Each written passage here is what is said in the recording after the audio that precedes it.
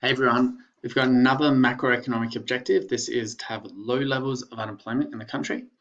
So, no surprises that we're going to start with a definition is when there are people of working age who are without work and are actively seeking employment. Now, this usually challenges people the first time they see it, but it's not just people that don't have a job. So, for example, here are my kids, Asha, Xavier. They don't have jobs. They're getting a free ride essentially, but they're not unemployed. And these are my parents. They could be working, but they're enjoying their luxurious boomer retirement. So they're also not unemployed because they're not actively seeking employment. Now, the unemployment rate. This is an often quoted statistic. Calculating it is relatively straightforward. Here's the equation. Now, the labour force is everyone who's actively engaged with labour. So it's actually just all the people who are employed plus all those who count as unemployed, as per that definition in the last slide. So we're going to practice with some data from a country called Balmaster. So I want you to use the equation, work out the unemployment rate. Okay, so to work this out, we use our equation. 1.4 million unemployed divided by the labour force, which is 17.3 million. Exams will put in distractors to weed out those who don't fully understand. So we can see here, population, it's irrelevant. It doesn't fit into here, into this equation.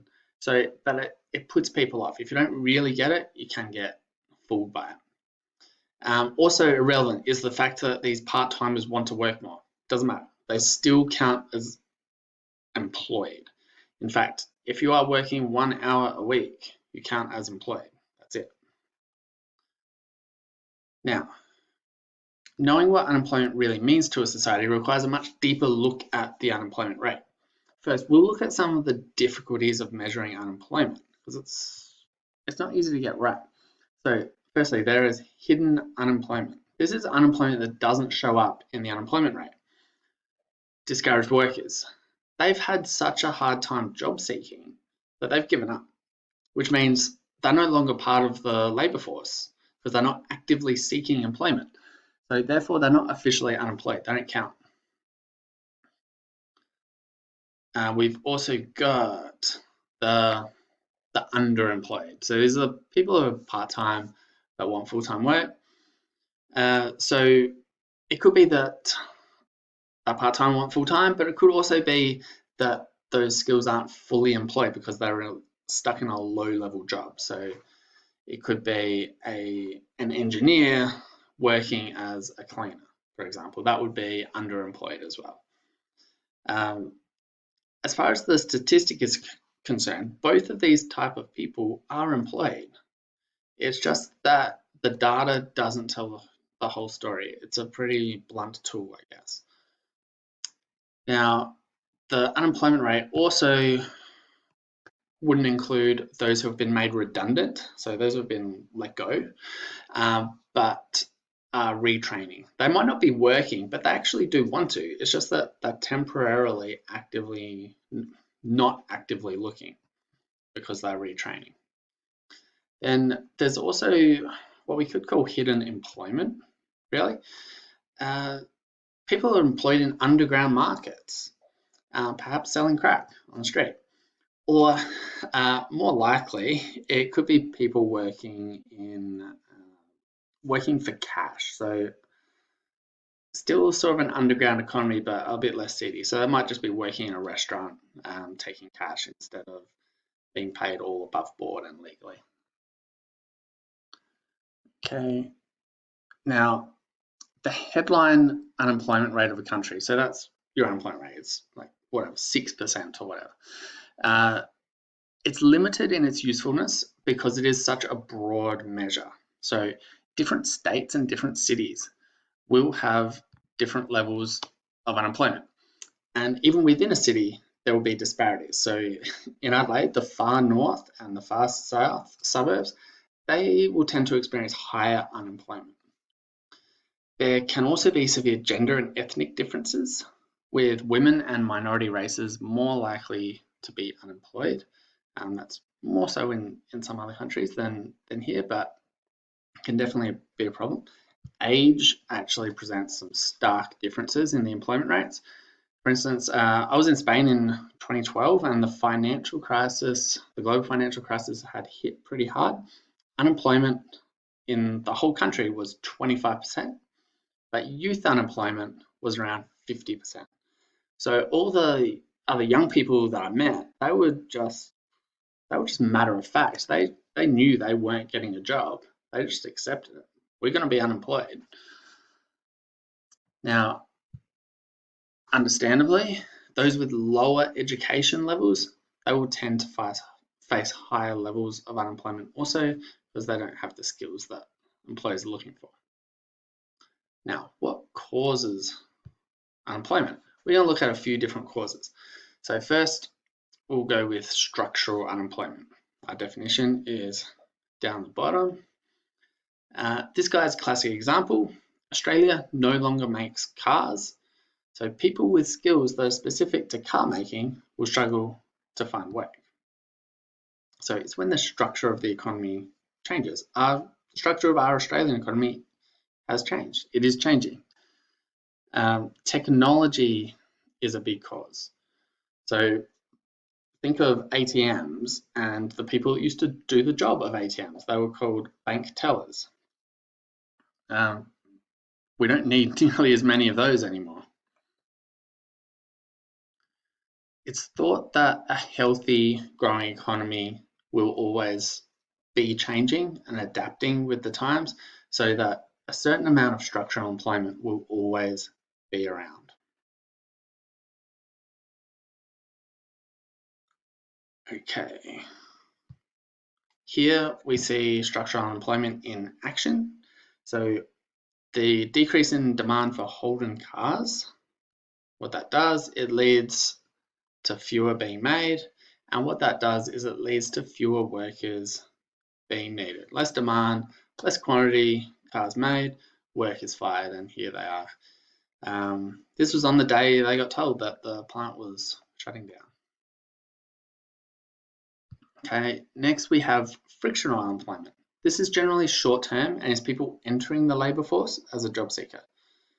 Those entering may have finished study, they may be returning to the workforce, perhaps from parental leave, mostly mothers doing that, or from travelling. So unless they find a job the second that they start actively looking, they're going to be unemployed for a little bit. A certain amount of frictional unemployment is inevitable. It will always be there. Seasonal unemployment. This is where some jobs just aren't needed all year round. Therefore, there's bound to be unemployment of ski instructors in the summer. Governments aren't overly worried about this type of unemployment, but again, it's expected that it will always exist in some industries. Then the final course is the business cycle. So this is what we call cyclical unemployment. When there's low aggregate demand for goods and services, less of those goods and services have to be made, which of course means that they need less people to make those goods and services.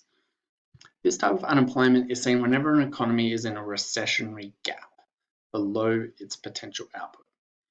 So we call it cyclical because it goes with the business cycle.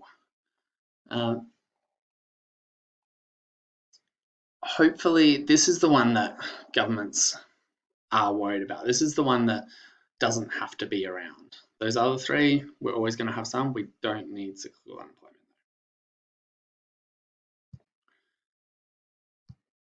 So I've already mentioned this a few times in class, but full employment does not mean 0% unemployment. We know that structural, seasonal, and frictional unemployment will always exist to an extent. Estimates. So this is what we call the natural rate of unemployment. The structural, seasonal, and frictional unemployment is always going to be there. The estimates on this, what this rate of unemployment is vary, but at the moment, probably looking at around 4%-ish, though there are economists who think it is much lower.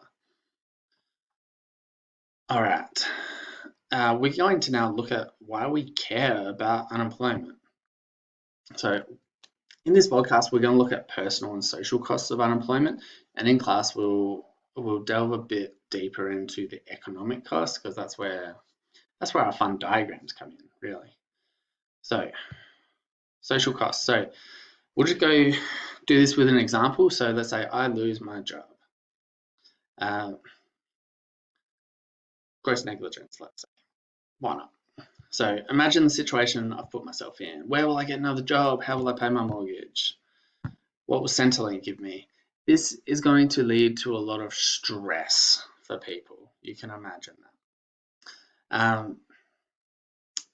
Without a job, I might be in need of some quick cash. So how about cash converters for a quick loan? This is actually a terrible idea. It's easy to get the money from cash converters, but you certainly pay for it. You pay a lot for it. For this $1,000 loan here, I'm effectively paying a 68% rate of interest, which is pretty high. This leads to increased indebtedness. So just being in more debt is what that means. You can imagine how well these events would go down in my house. Mrs. Baum would not be happy. It could lead to some family breakdown.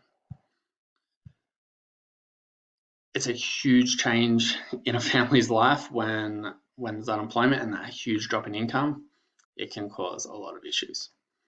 As I said, all this can weigh pretty heavily on someone's mind. It does strange things to people. So now I've got no job. I'm not feeling that good. I need a pick-me-up. What some people are going to go to, they're going to go to drugs. Now, I'm not going to show pictures of myself doing that. That's not going to help anybody. I've got no job and I've got an expensive drug habit. So with the expensive drug habit, I'm in over my head. I need money.